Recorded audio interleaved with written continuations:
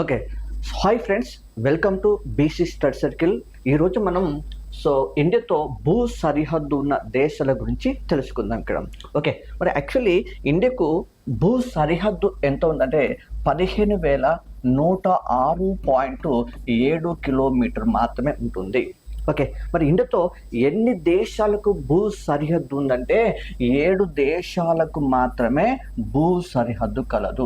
మరి ఏంటి అమ్మా ఆ 7 దేశాలు అంటే, ఒకటి వచ్చేసి పాకిస్తాన్ చెప్తాం ఇక్కడ, పాకిస్తాన్ చెప్పచ్చు. రెండో దిశలో పోతే ఆఫ్ఘనిస్తాన్ దేశం చెప్పచ్చు. మూడో దిశలో పోతే చైనా దేశం చెప్పచ్చు. నాలుగో దిశలో పోతే నేపాల్ చెప్పచ్చు. నెక్స్ట్ ఐదో దేశంలో పోతే భూటాన్ దేశం చెప్పచ్చు. నెక్స్ట్ ఆరో దేశంలో పోతే మయన్మార్ చెప్పచ్చు, దట్ ఈస్ కాల్డ్ బర్మా దేశం చెప్పచ్చు. నెక్స్ట్ ఏడో దేశంలో పోతే బంగ్లాదేశ్ చెప్పచ్చు. ఇలా మొత్తము ఎన్ని దేశాలతో ఇండియాకు భూ సరిహద్దు ఉందంటే 7 దేశాలతో మాత్రమే ఇండియాకు భూ సరిహద్దు ఉంటుంది.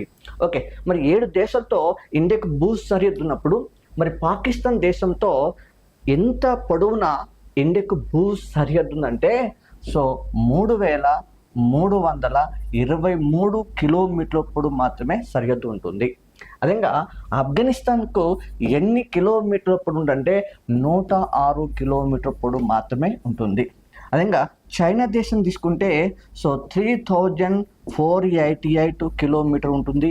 అదేగా నేపాల్ దేశం తీసుకుంటే పోతే 1,751 కిలోమీటర్ ఉంటుంది.